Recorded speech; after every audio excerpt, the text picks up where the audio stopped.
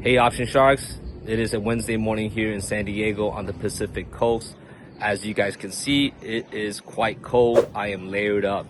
Okay, so let's dive into this video.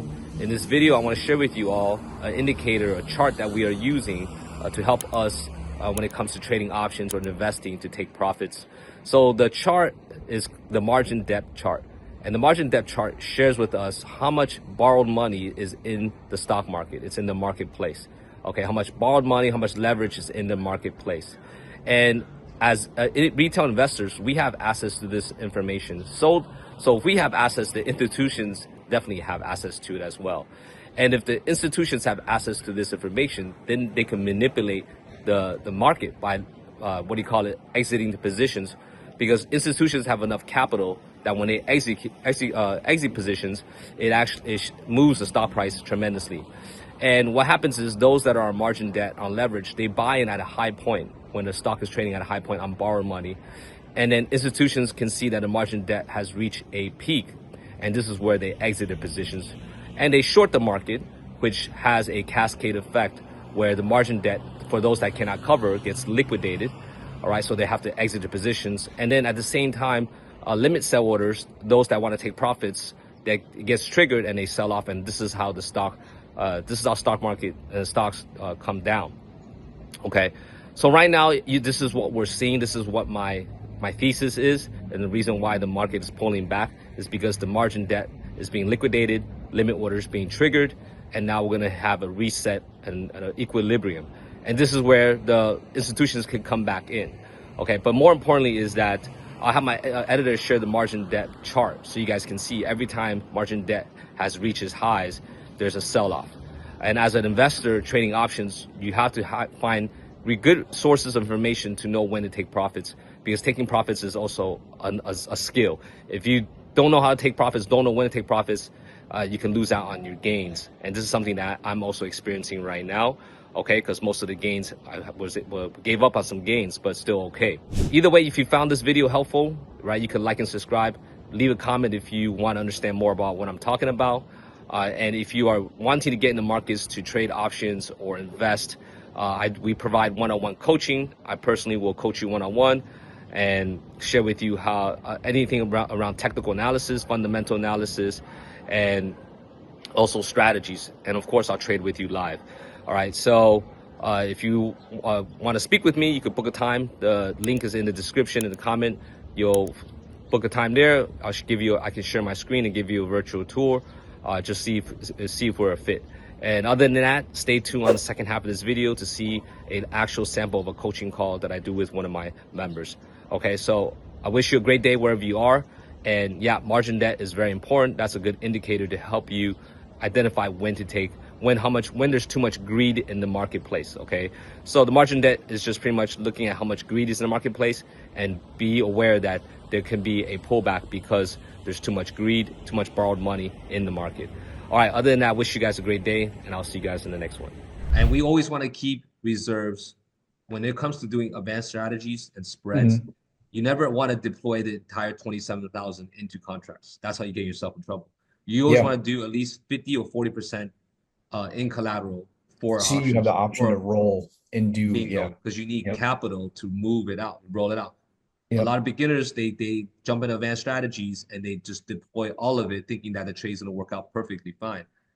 And what happens is when it gets in the money and they don't have capital to roll it, then you're forced to realize a loss, which therefore means you lose. And the collateral right now shows 7. That's what it's being held in collateral. But the value of these contracts, if it's in the money, it appreciates substantially. And then to close it out is quite expensive. Okay. So you need reserves. So in this case, you got 11K, 11.5K in reserves. Actually, no, you have 23K. 23K in reserves that allow you to navigate this position. Okay. Which is good enough. You don't want to do any more contracts than that. And if we're talking about $500 approximately a week, you're looking at 2K per month. Off of working with a 23K. Yeah, it's exactly 10% from what I was telling you before. 5 to 10% off 23,000 is roughly around there. So yeah. So this is a trade that I personally am in on. I have a lot of contracts on. And then and that's it. And let's see, it's 23rd. We can squeeze in a little additional income with the individual cash because because this expires 23rd. We can get something for this Friday. You get what I Yeah. mean?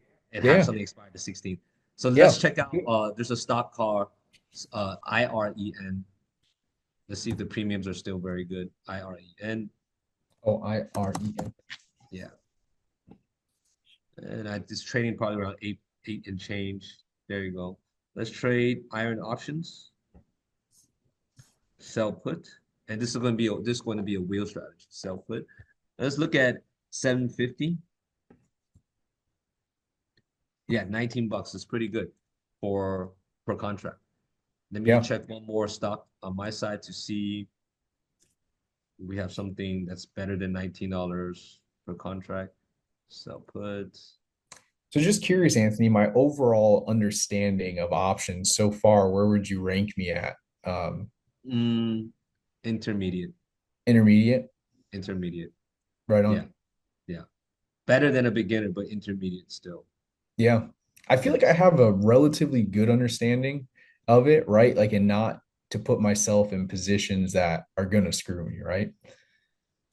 Yeah, you have the understanding of the mechanics of it, but the nuances of it, the Yeah. intricacies of it, that's how you're gonna learn through coaching and Yeah. feedback loop, right? Asking Yeah. questions and like that. That's how you get the guidance around that.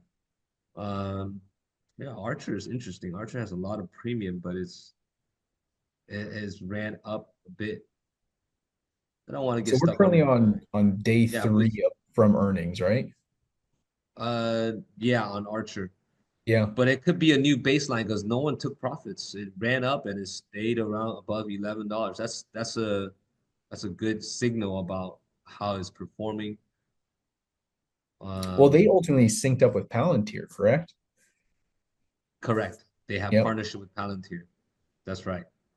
I'm just debating between Archer or IREN.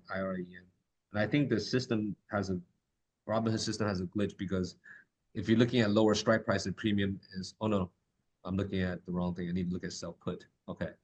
So 11, yeah, Iron is the best.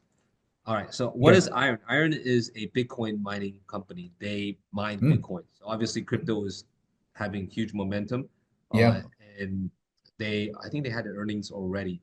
And they're holding steady as well. So Iron, is something a stock I've been trading on for probably close to 6 months. I Yeah. rotate between Iron, IREN, CLSK, and is ACHR for smaller portfolio sizes. This is the Yeah. best for this value. And actually, this trade we did last week with other people, and the premiums were like 0.40, almost $40 per contract. Oh, Because obviously, we're doing it Wednesday, yeah. it's 0.19. Now, $7.50 strike means that 100 shares is 750 bucks, right? So if based off your buying power, you have 11.5. So we just take 11.5 divided by 750, and I'll tell you the number of contracts you can open. 15 contracts. So if we hit continue, yeah, and hit 15, and we'll keep it at 1.9. That's another 284 just in 2 days. Right Okay. on. So I'll run this, yeah, and that's it. And then you have your spread that's expiring next week, right? And even if you get assigned these shares, you can still be liquid because you can sell and close it out, whatever you like. But the likelihood of Yeah. it going to 750 is very unlikely, right? Because it's very bullish momentum. So yeah, there you go. 284 plus five is about almost 8 days, no, Yeah. 7 days, about 800 bucks, right?